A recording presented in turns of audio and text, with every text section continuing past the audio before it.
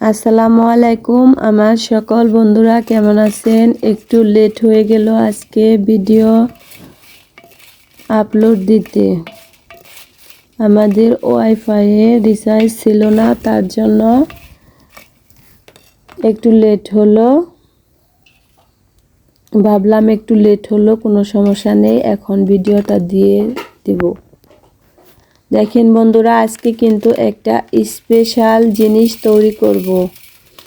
প্রথমে আমি কিছু শুকনা মরিচ খোলার মধ্যে সুন্দর করে মুচমুচা করে ভেজে নিলাম। ভেজে রেখে দিয়ে এখানে কিন্তু পাঁচফোড়নগুলাও সুন্দর করে মুচমুচা করে ভেজে নিতেছি মাটির চুলায়, মাটির হাঁড়ির মধ্যে। দিয়ে দিলাম 4-5টা গোলমরিচ, 4-5টা তো না, আরও একটু বেশি আছে। কারণ হচ্ছে নানান ধরনের মশলা লাগে আচার করতে। স্পেশাল জিনিসটা হলো আজকে আচার বানাবো। এই তো কিছু জিরাও ভেজে নিব, এগুলাও ভেজে নিয়ে কিন্তু পাটায় সুন্দর করে ফাঁকি করে নেব। গ্রামের বাসায় যা বলে আর কি। এই তো এখানে যা যা উপকরণ দিয়ে আমি আচারটা তৈরি করব তা সব কিছু রেডি করে রেখেছি। আর আমি এই তেলটা ব্যবহার করব আচারের জন্য।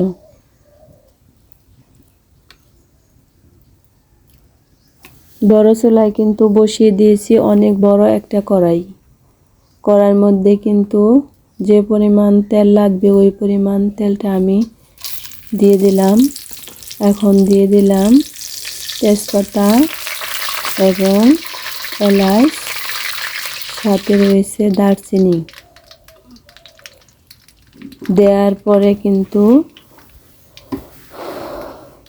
একটু যখন ভাজা চলে আসবে তখন দিয়ে দিব এই যে জলপাই। দেখেন জলপাইগুলা যখন আমি কিনে আনছি আমার চাচা শ্বশুরের বাড়ি থেকে, আমাদের জলপাই গাছ কেটে ফেলা হয়েছে, তার জন্য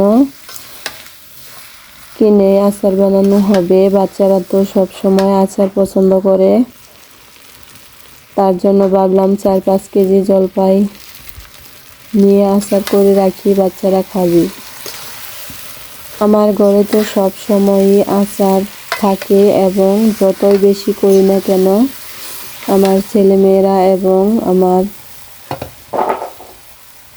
কাছের যত লোক আছে সবাই আগে আইসা আমার ফ্রিজটা চেক করবে, দেখবে ফ্রিজের মধ্যে কি আছে, কোন ধরনের আচার এবং খাবার কি কি জিনিস আছে দেখে অবশ্যই একটু চেক করে খাবে। অনেকক্ষণ কিন্তু জলপাইটা আমি চুলায় দিয়ে নাড়াচাড়া করে নিলাম। নাড়াচাড়ার পরে কিন্তু শক্ত হয়ে আসছিল। এখন দিয়ে দিলাম পরিমাণ মতো চিনি। পরিমাণ মতো চিনি দেওয়ার পরে তারপরে আপনার এই তো দেখেন অনেকটাই লুজ হয়ে গেছে। চিন্তার কোনো কারণ নাই, চুলার জালটা একটু কমিয়ে দিয়ে আস্তে আস্তে আস্তে আস্তে কিন্তু নাড়তেই হবে। আচারটা কিন্তু বানানো অতটা সহজ না। সহজ হবে 1 কেজি বা 1.5 কেজি জলপাই, যে কোনো আম হলে 1 কেজি থেকে 1.5 কেজি হলে বানানো সহজ। এখানে কিন্তু আমার 4-5 কেজি জিনিস আছে। দেখেন কীরকম হয়েছে আচারের কালারটা। এরকম করে নাড়তে নাড়তে কিন্তু আমার হাতের মধ্যে ঠোসা পড়ে গেছে। এখানে কিন্তু অনেকগুলাই আচার আছে, কীরকম ভিডিওতে দেখা যাচ্ছে বলতে পারবো না। আমি মাটির চুলায় কিন্তু আচার তৈরি করি। আচারটা কিন্তু দেখতে একটু ক্যামেরার কারণে কালো কালো লাগছে, খুবই লোভনীয়, খুবই সুন্দর হয়েছে, খেতেও দারুণ হয়েছে। এই যে দেখো আচারের ভিউটা। যদি ভালো লাগে অবশ্যই লাইক কমেন্ট শেয়ার করবে আমার বন্ধুরা। একদম শুকনা শুকনা হয়েছে, এখন ফ্রিজে রেখে দেব আর বাচ্চারা খাবে।